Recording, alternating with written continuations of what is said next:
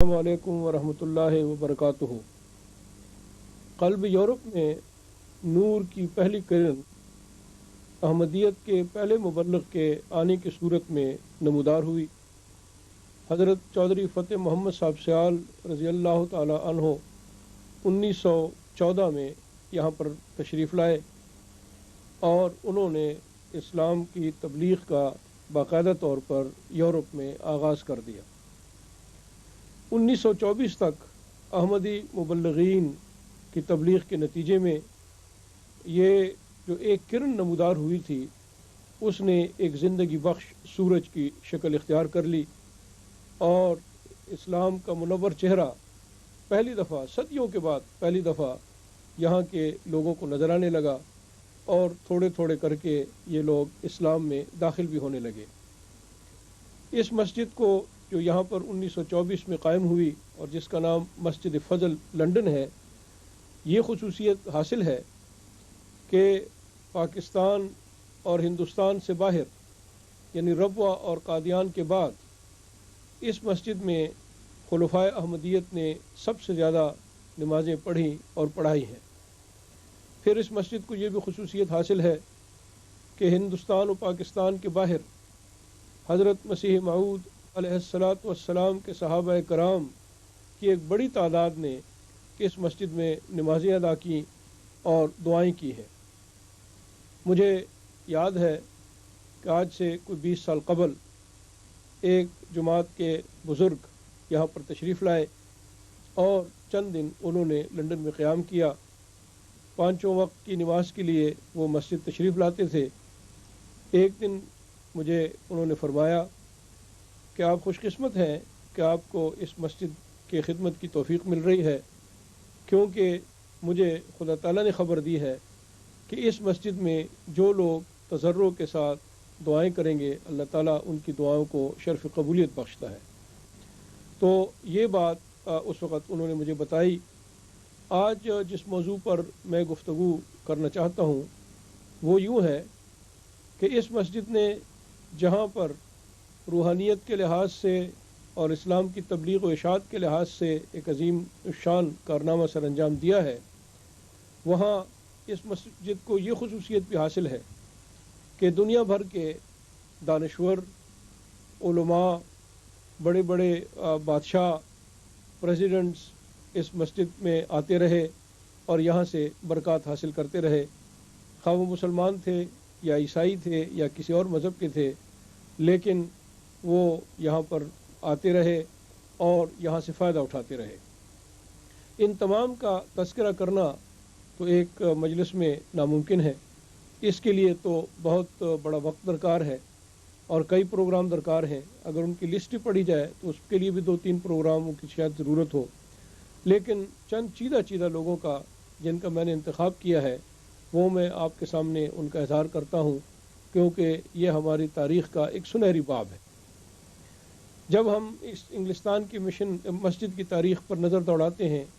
تو ہمیں یہاں پر جس طرح میں نے عرض کیا کہ خلفاء اور صحابہ کرام کے بعد بڑے مشہور لوگ نظر آتے ہیں جو یہاں پر آئے۔ ان میں سے پہلے جن کا میں ذکر کرنا چاہتا ہوں وہ تو تھے قائد اعظم محمد علی جناح صاحب۔ جناح صاحب اس مسجد میں کئی دفعہ تشریف لائے، اس مسجد کے احاطہ میں انہوں نے تقریر فرمائی اور یہاں پر اس مسجد میں انہوں نے نمازیں پڑھی۔ تو جن کو جناح صاحب وہ شخص ہیں جن کو بعد میں قائد اعظم کا خطاب ملا اور پاکستان کی تخلیق کا اعزاز جو ہے وہ اللہ تعالیٰ نے ان کو بخشا۔ اس کا تذکرہ میں پہلے بھی کر چکا ہوں، اس لیے فی الحال اتنا ہی کہنا کافی ہے کہ قائد اعظم یہاں 1 دفعہ نہیں، 2 دفعہ نہیں بلکہ کئی مرتبہ جب وہ انگلستان میں تھے تو تشریف لاتے رہے، نمازیں پڑھتے رہے، اماموں کو ملتے رہے، جماعت کے ساتھ محبت اور شفقت کا اظہار فرماتے رہے۔ پھر اس مسجد کے جو لوگ یہاں پر آتے رہے ان میں علامہ سر محمد اقبال کا نام بھی سر فہرست ہے۔ علامہ اقبال پاکستان کے مشہور شاعر ہیں، ان کو شاعر مشرق بھی کہا جاتا ہے۔ وہ یہاں پر تشریف لائے گول میز کانفرنس کے دنوں میں، تو انہوں نے مسجد میں بھی آ کر یہاں پر مشن ہاؤس میں تشریف لائے، مسجد کو دیکھا، اور ان کے اعزاز میں ایک چھوٹا سا جلسہ یہاں منعقد ہوا، اور اتفاق کی بات ہے کہ اس جلسے کی اکثریت انگریز احمدی مسلمانوں کی تھی، یعنی وہ لوگ جو احمدیت کے نتیجے میں اسلام میں داخل ہوئے تھے اور بجائے تثلیث پر ایمان رکھنے کے انہوں نے ایک خدا پر ایمان لائے تھے، حضرت محمد مصطفیٰ صلی اللہ علیہ وسلم پر وہ دن رات انہوں نے درود بھیجنا شروع کیا تھا، تو یہ لوگ اس دن اکثریت میں تھے۔ اور نہ صرف ایک گروپ تھا یہ، بلکہ اس میں دو نسلیں تھیں، مطلب یہ کہ یہاں پر انگریز ایسے احمدی بھی تھے جو اپنے بچوں کو بھی ساتھ لائے ہوئے تھے، جو پیدائشی احمدی مسلمان تھے، یعنی ان کی بیعتوں کے بعد وہ پیدا ہوئے تھے۔ علامہ اقبال نے یہاں مسجد میں وہ جو میٹنگ ہوئی اس میں وہ بیٹھ گئے، اور سب سے پہلے ایک انگریز نو مسلم احمدی نے اٹھ کر تلاوت کی، اس کے بعد ایک اور انگریز نو مسلم نے اٹھ کر اس تلاوت کا انگریزی ترجمہ سنایا، اور پھر ایک انگریز نو مسلم بچی نے، بلکہ نو مسلم تو نہیں، وہ تو پیدائشی احمدی تھی، انہوں نے اسلام کی تائید میں اور اسلام کی شان میں ایک نظم پڑھی۔ علامہ اقبال کی کیفیت یہ ہوئی کہ ان کی آنکھوں سے آنسو روا ہو گئے، اور ان پر ایک بڑی جذباتی کیفیت طاری ہو گئی، اور اس بات سے بے انتہائی متاثر ہوئے کہ جماعت احمدیہ کن مشکل حالات میں سے گزرتے ہوئے بھی اسلام کی تبلیغ کے لیے عظیم الشان کام کر رہی ہے۔ چنانچہ جب اس بچی نے وہ نظم پڑھی جو اسلام کی تائید میں تھی، تو علامہ اقبال نے اپنی جیب میں ہاتھ ڈالا اور جیب سے ایک سونے کی گنی نکالی۔ گنی اس زمانے میں جس طرح آج کل پاؤنڈ ہے، تو پاؤنڈ کے ساتھ جب ایک شلنگ اور جمع کرتے تھے تو اس کو گنی کہا جاتا تھا، اور جب علامہ اقبال یہاں تشریف لائے تھے تو ان دنوں یہاں پر انگریز سونے کے پاؤنڈ کا رواج تھا، یعنی سکہ یہاں کا قانونی وہ سونے کا پاؤنڈ تھا۔ انہوں نے وہ جیب سے نکالا اور اس بچی کو تحفے کے طور پر پیش کیا، اور اس بات پر بڑی خوشی کا اظہار کیا کہ انہوں نے بہت اعلیٰ رنگ میں یہ نظم پڑھی ہے، اور جن صاحب نے تلاوت کی تھی اس کی بڑی تعریف کی، ان کا تلفظ بہت اچھا تھا اور بہت اچھے رنگ میں انہوں نے تلاوت کی ہے۔ تو گویا علامہ اقبال نہ صرف یہاں آئے، وہ بے حد متاثر ہوئے جماعت کے کام سے، اور جماعت کی انہوں نے اس کے بعد تعریف بھی کی۔ مولانا غلام رسول صاحب مہر وہ بھی یہاں تشریف لاتے رہے، اور جب واپس گئے تو انہوں نے اپنے اخبار میں اس بات کا ذکر کیا کہ وہ مسجد میں گئے تھے، اور مسجد سے جو انہوں نے اثر قبول کیا تھا اس کا بھی ذکر کیا۔ وہ بھی بے حد متاثر ہو کر یہاں سے گئے کہ کس طرح ہمارے مبلغین بہت مشکلات کا سامنا کرتے ہوئے اسلام کی تبلیغ میں مگن ہیں۔ پھر اس سے آگے چلیے تو یہاں مسجد لندن میں جو اور ایک بہت بڑی معزز شخصیت ایک وقت میں آئی، وہ تھے شاہ فیصل، جو بعد میں بادشاہ فیصل بنے۔ اس وقت وہ گورنر تھے مکہ کے، وہ بادشاہ کے بیٹے تھے جنہوں نے سعودی خاندان کے سربراہ تھے، اور سعودی عرب انہی کے نام سے، یہ سعودی کے نام سے مشہور ہے، یعنی عرب تو پہلے ہی تھا لیکن سعودی عرب انہی کے خاندان کی وجہ سے اس کے ساتھ یہ سعودی لفظ بھی لگ گیا۔ انہوں نے 1924 میں مسجد کے افتتاح کے لیے آنا تھا، لیکن بعض غلط فہمیوں کی بنا پر اس وقت تشریف نہ لا سکے۔ اس کے بعد جب حضرت مولانا جلال الدین صاحب شمس رضی اللہ تعالیٰ عنہ یہاں امام تھے، تو وہ لندن آئے اور انہوں نے خود اس خواہش کا اظہار کیا کہ وہ اس مسجد میں آنا چاہتے ہیں۔ چنانچہ مسجد میں وہ تشریف لائے، اور یہاں پر ان کے اعزاز میں ایک ٹی پارٹی کا انتظام کیا گیا، جس میں بہت معززین شہر کو بھی مدعو کیا گیا۔ حضرت مولانا جلال الدین صاحب شمس نے ایک سپاسنامہ ان کی خدمت میں پیش کیا، جس میں جماعت احمدیت کا تعارف بھی تھا، اور جماعت کی طرف سے ان کو یہ یقین دہانی کرائی گئی تھی کہ عالم اسلام پر جب بھی کوئی مشکل پیش آئے گی، جماعت احمدیہ سب سے پیش ہوگی اس مشکل کو حل کرنے میں اور مسلمانوں کی مدد کرنے میں۔ فیصل صاحب نے بھی اٹھ کر تقریر کی، جماعت کے کاموں کو سراہا، اور اس بات پر افسوس کا اظہار کیا کہ 1924 میں ان کو اس مسجد کی جو اوپننگ سیریمنی تھی یعنی افتتاح کی سیریمنی اس کا موقع نصیب نہ آ سکا۔ پھر سر عبد القادر صاحب ہیں جو ہندوستان اور پاکستان میں شیخ عبد القادر صاحب کے نام سے مشہور ہیں، بہت مشہور شخصیت تھی ان کی۔ وہ 1924 میں یہاں تھے اور ان کو اللہ تعالیٰ نے یہ سعادت نصیب کی۔ وہ مسجد میں اکثر تشریف لایا کرتے تھے، نمازیں پڑھا کرتے تھے، اماموں کے ساتھ ملا کرتے تھے۔ تو چونکہ حضرت خلیفۃ المسیح ثانی رضی اللہ تعالیٰ عنہ کو اس بات کا علم تھا، تو جب حضور کو یہ پتہ چلا کہ شہزادہ فیصل بعض غلط فہمیوں کی بنا پر مسجد کا افتتاح نہیں کر سکیں گے، تو حضور نے بذریعہ طار یہ حکم جاری فرمایا کہ سر شیخ عبد القادر سے درخواست کی جائے، اگر وہ آمادہ ہوں تو ان کو دعوت دی جائے۔ جب ان سے کہا گیا تو انہوں نے کہا میرے لیے تو بہت خوش نصیبی کی بات ہے اور میں تو ضرور آؤں گا۔ چنانچہ وہ تشریف لائے اور چابی کو گھما کر انہوں نے مسجد کا دروازہ کھولا اور اس طرح مسجد کا افتتاح ہوا، اور اللہ تعالیٰ نے تاریخ میں ان کے نام کو انمٹ بنا دیا ہے، کیونکہ جب تک احمدیت زندہ ہے اور جب تک تاریخ لکھی جائے گی ان کا نام بھی زندہ رہے گا، کیونکہ وہ شخص ہیں جنہوں نے اس مسجد فضل لندن کا افتتاح کیا تھا اور اس کا دروازہ کھولا تھا۔ پھر اور بہت ساری شخصیات معزز یہاں پر تشریف لاتی رہیں، جن میں سے جناب میاں ممتاز صاحب دولتانہ بھی شامل ہیں۔ جب وہ انگلستان میں ایمبیسڈر مقرر ہوئے تو خاکسار نے ان سے جا کر ملاقات کی۔ ان دنوں خاکسار یہاں پر امام مسجد کے منصب پر فائز تھا،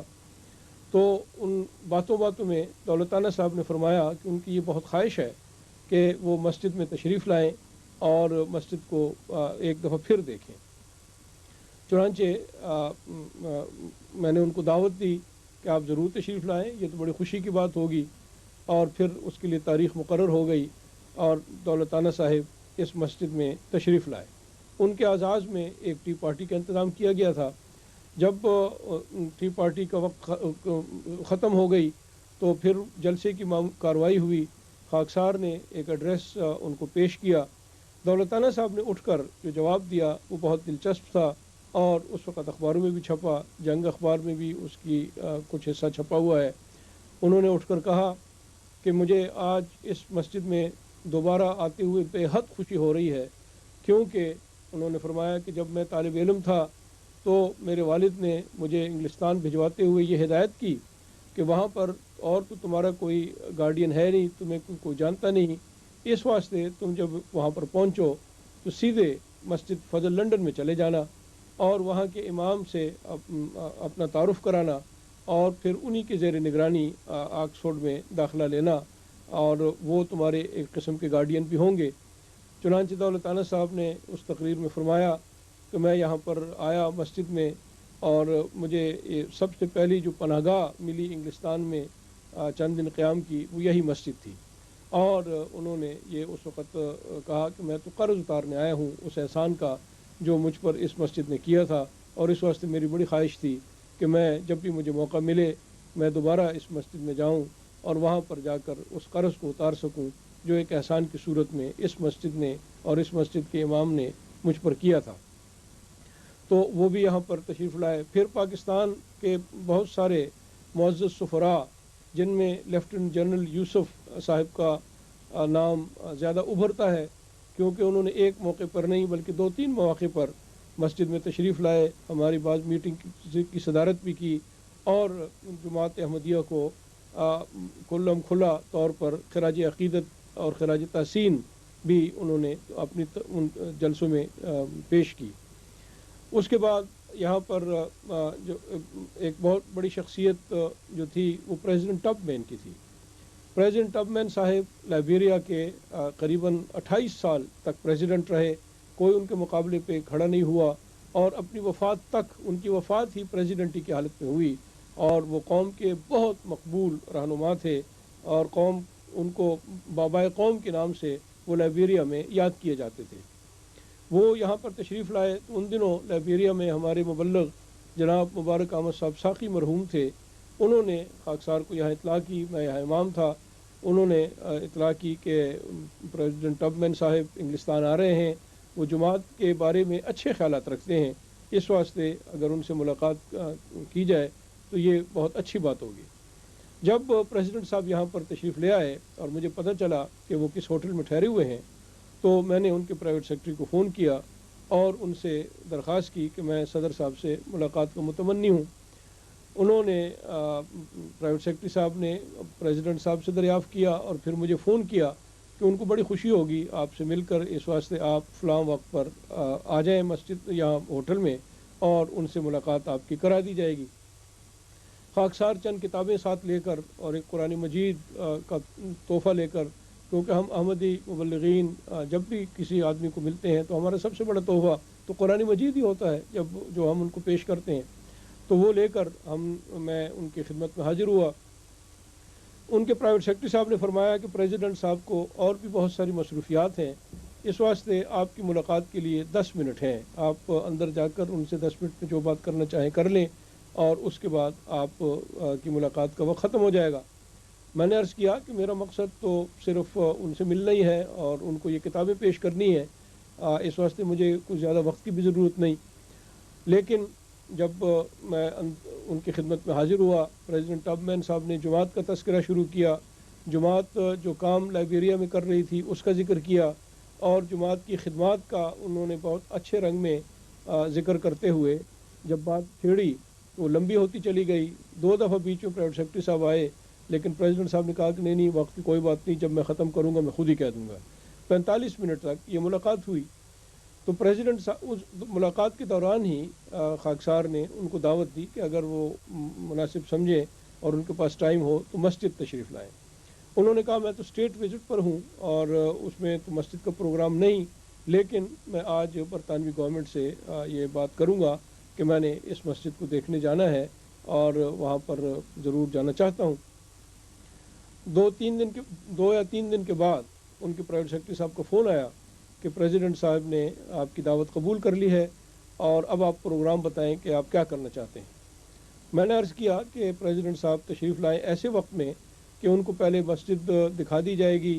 اور مشن ہاؤس دکھا دیا جائے گا اور اس کے بعد رات کے کھانے کا بندوبست مسجد میں ہی کر لیا جائے گا، تو پریزیڈنٹ صاحب ہمارے ساتھ کھانا کھا لیں۔ انہوں نے کہا کہ ٹھیک ہے میں پوچھ کے بتاؤں گا، اور پھر انہوں نے بتایا کہ پریزیڈنٹ صاحب نے بڑی خوشی کے ساتھ یہ کہا ہے کہ میں ان کے ساتھ کھانا بھی کھاؤں گا۔ پرائیویٹ سیکرٹری صاحب نے مجھ سے پوچھا کہ مینیو کیا ہوگا، یعنی کیا چیزیں آپ پیش کریں گے پریزیڈنٹ کو کھانے کے لیے، کیونکہ وہ بیمار آدمی ہیں اور ان کی غذا کا بہت خیال رکھنا پڑتا ہے۔ میں نے عرض کیا کہ جو آپ کہیں وہ تیار کر دیں گے۔ انہوں نے جو فہرست بتائی اس میں شراب کا بھی ذکر تھا۔ انہوں نے کہا کہ وہ تو فلانی قسم کی شراب رات کے کھانے پہ پیتے ہیں۔ تو میں نے کہا جناب ہم تو کبھی بھی شراب پیش نہیں کرتے اور ہمارے مذہب میں شراب بالکل حرام ہے، پینی بھی حرام، پلانی بھی حرام، بیچنی بھی حرام، خریدنی بھی حرام، تو اب ہم تو پیش کرنے سے رہے۔ اس واسطے آپ جناب پریزیڈنٹ صاحب سے ہماری طرف سے یہ درخواست کر دیں کہ ہم شراب نہیں پیش کر سکیں گے۔ خیر پرائیویٹ سیکرٹری صاحب نے کہا کہ یہ تو ناممکن سی بات ہے، کیونکہ پریزیڈنٹ صاحب کو تو عادت ہے شراب پینے کی اور وہ تو جہاں بھی جاتے ہیں ان کی خاص برانڈ کی جو شراب ہے وہ ان کے ساتھ ہوتی ہے۔ میں نے کہا پھر اس صورت میں تو ممکن ہے کہ پھر یہ دعوت کینسل کرنی پڑے، کیونکہ ہم تو شراب کبھی بھی نہیں پلائیں گے۔ جب اگلے دن پھر پرائیویٹ سیکرٹری صاحب کا فون آیا، انہوں نے کہا کہ پریزیڈنٹ صاحب نے کہا ہے کہ ٹھیک ہے اگر وہ شراب نہیں پلانا چاہتے یا نہیں پلا سکتے بوجہ اپنے مذہب کے، تو میں ایک دن شراب نہیں پیوں گا، تو لیکن میں میری جو دعوت انہوں نے مجھے دی ہے وہ اپنی جگہ قائم ہے اور میں ضرور آؤں گا۔ چنانچہ پریزیڈنٹ صاحب اس مسجد میں تشریف لائے۔ میں نے حضرت چودھری محمد ظفر اللہ خان صاحب کو جو ان دنوں انٹرنیشنل کورٹ آف جسٹس پر تھے کو اطلاع کر دی تھی، وہ بھی اسی دن ہیگ سے تشریف لائے۔ پریزیڈنٹ صاحب جب یہاں پر آئے بہت پروٹوکول تھا، کیونکہ حکومت کے مہمان تھے، برطانوی حکومت کی طرف سے بڑے انتظامات کیے گئے تھے۔ وہ مسجد میں تشریف لائے، سیدھے مسجد فضل کے اندر گئے، وہاں پر کو قریباً 15 منٹ کھڑے رہے۔ ان کو تفصیل کے ساتھ بتایا گیا کہ مسجد میں عبادات کس طرح ہوتی ہیں اور مسجد کا جو اس کی طرز تعمیر کے بارے میں بھی گفتگو ہوئی، اور کافی دیر کے بعد پھر مسجد سے وہ باہر آئے۔ باہر آ کر جب کھانے کا وقت ہوا تو جو کھانا ان کی پرہیزی کا تھا وہ تو تیار کر لیا گیا تھا، اس کے علاوہ ان کو پانی پیش کیا گیا۔ تقریر میں وہ بڑے دلچسپ آدمی تھے پریزیڈنٹ ٹب مین صاحب، بڑی ان میں سینس آف ہیومر تھی۔ وہ جب تقریر کے لیے کھڑے ہوئے تو انہوں نے کہا کہ آج پہلا دن ہے میری زندگی کا کہ میں نے رات کا کھانا بغیر شراب کے کھایا ہے، اور انہوں نے کہا کہ مجھے بہت ڈر تھا کہ آج جب میں کھانا کھاؤں گا تو شراب کو بڑا جی چاہے گا، شراب وہاں ہوگی نہیں، کیونکہ وہ مسلمانوں کی ایک مسجد ہے، وہ تو شراب پیش نہیں کریں گے، تو یہ عجیب سا لگے گا کہ میں پانی پر ہی گزارا کروں گا۔ لیکن پھر مسکرا کر کہنے لگے کہ میں آپ کو یہ خوشخبری دیتا ہوں اور آپ کا شکر گزار بھی ہوں جماعت احمدیہ کا کہ ایک بڑے خوشگوار تجربے سے آپ لوگوں نے مجھے ہمکنار کر دیا۔ اب وہ تجربہ یہ ہے کہ انہوں نے کہا کہ جب بھی میں کہیں ڈنر پر جاتا ہوں اور شراب پی لیتا ہوں تو شراب کے بعد کھڑے ہو کر جب تقریر کرتا ہوں تو بعض دفعہ مجھے سمجھ نہیں آ رہی ہوتی کہ مجھے اگلا فقرہ کیا کہنا ہے۔ کئی دفعہ ایسا بھی مجھ سے ہوتا ہے کہ میرا دماغ اس میں چکرا جاتا ہے اور میں پوری طرح اپنے سینسز کے اوپر قابو نہیں رکھتا۔ لیکن آج پہلا دن ہے کہ میں نے کھانا کھایا، شراب کی بجائے پانی پیا، اور میں بالکل بقائمی ہوش و حواس اور پوری طرح اپنے حواس کو مجتمع رکھتے ہوئے آپ سے مخاطب ہوں، اور میری طبیعت بھی بڑی خوش ہے۔ تو یہ ایک خوشگوار تجربہ ہے جو مجھے ہوا ہے یہاں پر اس مسجد میں۔ چنانچہ انہوں نے اس کا بڑے اچھے رنگ میں ذکر کیا، اور اس کے بعد جماعت احمدیہ کی خدمات کا بڑا تفصیلی ذکر کیا۔ انہوں نے کہا میں افریقن ممالک میں جہاں بھی گیا ہوں دورے پر، ہر جگہ مجھے یہ خبر ملی میری مشنوں کی طرف سے کہ ان ممالک میں جماعت احمدیہ کا کام بہت اعلیٰ ہے، بے لوث خدمت وہ کرتے ہیں، اور ان کو کوئی لالچ نہیں ہے، کوئی حرص نہیں ہے، محض للہ فی اللہ وہ آ کر ہم لوگوں کی خدمت کرتے ہیں، اور یہ ان کا بہت بڑا کارنامہ ہے۔ تو انہوں نے کہا کہ جب مجھے یہ دعوت یہاں کے امام صاحب کی طرف سے دی گئی تو میں نے اس موقع کو غنیمت سمجھا کہ آج اچھا موقع ہے کہ میں جا کر جماعت احمدیہ کی احسانات کا ایسے رنگ میں ذکر کروں تاکہ میرے طبیعت پر جو بوجھ ہے کہ ان کا میں شکریہ ادا کر سکوں وہ کر دوں۔ خیر، پریزیڈنٹ ٹبمین صاحب یہاں سے چلے گئے۔ 2-4 دن بعد انہوں نے مجھے دعوت نامہ بھجوایا کہ اگر ان کے اگلے سال کی جو ان کی یوم آزادی کی تقاریب ہوں گی اس میں انہوں نے مجھے اور میری فیملی کو دعوت دی کہ اسٹیٹ گیسٹ کے طور پر آپ لوگ لائبیریا آئیں۔ چنانچہ خاکسار کو اللہ تعالیٰ نے یہ موقع نصیب کیا کہ میں وہاں پر گیا، پریزیڈنٹ ٹبمین صاحب سے کئی ملاقاتیں ہوئیں، اور یہ تو ایک تفصیلی تذکرہ ہے جو پھر کسی موقع پر ہو جائے گا۔ ایک اور بات پریزیڈنٹ ٹبمین کی یاد آ گئی، اور وہ یہ ہے کہ جب حضرت خلیفۃ المسیح ثالث رحمہ اللہ علیہ لائبیریا کے دورے پہ تشریف لے جانے لگے تو میں نے پریزیڈنٹ صاحب کو ایک خط لکھا، کیونکہ ان کے ساتھ میری خط و کتابت بڑے لمبے عرصے تک رہی۔ تو میں نے ان کو اطلاع دی کہ ہمارے آقا اور امام وہاں پر تشریف لا رہے ہیں، اور اگر پریزیڈنٹ صاحب کے لیے یہ مناسب ہوگا کہ وہ حضرت خلیفۃ المسیح رحمہ اللہ کی مہمان نوازی بھی کریں اور ان سے برکت حاصل کریں۔ چنانچہ کچھ عرصے کے بعد پریزیڈنٹ صاحب کا مجھے خط آیا، اور انہوں نے کہا کہ جب تمہارا خط مجھے ملا تو میں نے تمہارے مبلغ کو بلایا، اور میں نے کہا کہ اتنی عظیم شخصیت میرے ملک میں آ رہی ہے، مجھے کیوں اس کی اطلاع نہیں دی گئی؟ انہوں نے کہا جی ہم تو اطلاع دینے والے تھے، ابھی پروگرام طے ہو رہا تھا۔ تو پریزیڈنٹ صاحب نے خط میں لکھا کہ میں نے ان کو ہدایت کی ہے کہ اب وہ میرے مہمان ہوں گے، حکومت کے مہمان ہوں گے، اور اس واسطے جو بھی پروگرام آپ طے کریں گے اس کے میرے ساتھ مشورہ بھی کریں۔ بعد میں جب حضرت خلیفۃ المسیح کا دورہ ہو گیا انہوں نے مجھے ایک بہت خوبصورت خط لکھا۔ یہ خط میں نے حضرت خلیفۃ المسیح ثالث رحمہ اللہ کو بھجوا دیا تھا، اور وہ یقیناً وہاں پر ہمارے ریکارڈ میں موجود ہوگا، جس میں پریزیڈنٹ صاحب نے لکھا کہ آپ کے خلیفہ جو ہیں وہ یہاں تشریف لائے،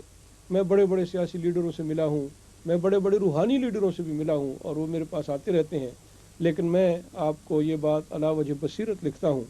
کہ جو نور اور جو سکون اور جو سیرینٹی میں نے آپ کے اس خلیفہ کے چہرے میں دیکھی ہے، اور وہ میں نے پہلی زندگی میں کبھی بھی نہیں دیکھی۔ اور انہوں نے کہا کہ میں حیران ہوں کہ اس دنیا میں جس میں ہر انسان کو غم لگے ہوئے ہیں اور پریشانیاں ہیں، یہ شخص کیسا ہے کہ جس کے چہرے پر ایک دائمی مسکراہٹ جو ہے وہ کھیلتی ہوئی نظر آتی ہے، اور جو اتنی اطمینان سے بیٹھا، اس کے چہرے سے اتنا اطمینان ٹپکتا ہے کہ گویا اس کو دنیا میں کوئی غم ہی نہیں۔ خیر، یہ خط جب مجھے ملا مجھے بڑی خوشی ہوئی، یہ خط حضرت خلیفۃ المسیح کو بھجوا دیا گیا۔ تو اس سے بھی اندازہ کریں کہ خدا تعالیٰ کے فضل سے اس مسجد میں آنے والوں نے اس کا کتنا اچھا اثر قبول کیا، اور اس کے کتنے شاندار جو ہیں اثرات وہ ظاہر ہوئے۔ اس کے علاوہ مختلف مواقع پر ہندوستان سے جو آنے والے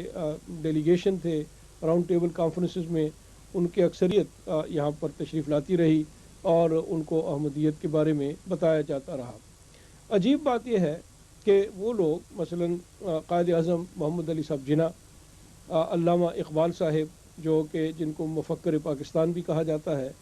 وہ یہاں تشریف لا کر انہوں نے جماعت کی تعریفیں کی، اسلام کی خدمت کا ذکر کیا، لیکن علامہ اقبال صاحب کو آخری عمر میں بعض غالباً سیاسی مسائل کی وجہ سے ایسے بیانات دینے پڑے جو جماعت کے خلاف تھے، اور جس کے بارے میں انہوں نے ایسی باتوں کا اظہار کیا جو صحیح بھی نہیں تھی۔ تو یہ ایک دکھ کی بات ہے کہ ان کو آخر میں ایسے بیانات دینے پڑے، وگرنہ ان کا جو شروع کا رویہ تھا جماعت کے بارے میں وہ نہایت ہمدردانہ تھا، نہایت اچھا تھا۔ ان کے اپنے خاندان میں احمدی موجود تھے، ان کے بھتیجے حضرت شیخ اعجاز احمد صاحب تھے، خاکسار کو متعدد مرتبہ ان سے ملنے کا موقع نصیب ہوا ہے، اور علامہ اقبال صاحب نے اپنی وفات کے بعد جو ٹرسٹ قائم کیا اس میں بھی ان کو شامل رکھا، حالانکہ ان کو علم تھا کہ یہ بڑے مخلص احمدی ہیں، اور ان کے چچا احمدی تھے جنہوں نے علامہ اقبال کو تعلیم کے لیے یہاں انگلستان بھجوایا۔ تو یہ تو ایک برسبیلی تذکرہ ذکر آ گیا ہے کہ خدا تعالیٰ کے فضل سے جدوجہد آزادی میں ان ممالک کے بھی انگلستان کے مشن نے بہت حصہ لیا۔ فلسطین کے آزادی کے سلسلے میں بھی یہاں سے حضرت مولانا جلال الدین صاحب شمس رضی اللہ تعالیٰ عنہ کو BBC عربی سروس میں تقاریر کی توفیق ملی، اور جس کا ذکر پھر بعد میں ہم عمائدین نے، عرب عمائدین نے بھی کیا، اور اسی سلسلے میں جب شاہ فیصل یہاں تشریف لائے تو اس وقت بھی جو تقریر حضرت مولانا شمس صاحب نے کی تھی اس میں فلسطین کا ذکر کیا، فلسطین کی آزادی کا ذکر کیا، اور شاہ فیصل نے بھی اس بات کو سراہا کہ ان لوگوں نے بڑی خدمت کی ہے۔ آخر میں تذکرہ بہرحال ان کا تو ہوتا ہی رہتا ہے، لیکن سب سے زیادہ جو شخصیت یہاں پر تشریف لاتی رہی اور جنہوں نے دنیا میں عظیم الشان کارنامے سر انجام دیے وہ ہیں حضرت چودھری محمد ظفر اللہ خان صاحب رضی اللہ تعالیٰ عنہ، جنہوں نے ایک دفعہ نہیں سینکڑوں دفعہ یہاں مسجد میں تشریف لائے، یہاں تقاریر فرمائی، اور ان ایسے حالات میں بھی آئے جب وہ حکومت کے بہت اونچے اونچے عہدوں پر فائز تھے، اور بعد میں اپنی ریٹائرمنٹ کی زندگی بھی انہوں نے اس مسجد کے زیر سایہ گزاری۔ ان کو دنیا میں وہ کہیں بھی جا سکتے تھے، ان کو کوئی مشکل نہیں تھی، ان کو کوئی معاشی مشکل نہیں تھی، لیکن انہوں نے اس بات کا پسند فرمایا کہ وہ اپنی زندگی کے آخری ایام اس مسجد کے سایہ عاطفت میں گزاریں اور یہاں پر ان کی آخری زندگی کا اختتام ہو۔ چنانچہ وہ یہاں اس مسجد میں رہے، اور وفات سے صرف غالباً 2 سال قبل یا 3 سال قبل وہ پاکستان تشریف لے گئے، ورنہ وہ سارا وقت یہاں پر لنڈن مسجد میں رہے۔ تو یہ ہے اس مسجد، یہ ایک بڑی بابرکت مسجد ہے، اور اس نے بہت بڑے کارنامے سر انجام دیے ہیں جس کا ذکر انشاءاللہ وقتاً فوقتاً ہوتا رہے گا۔ السلام علیکم ورحمۃ اللہ وبرکاتہ۔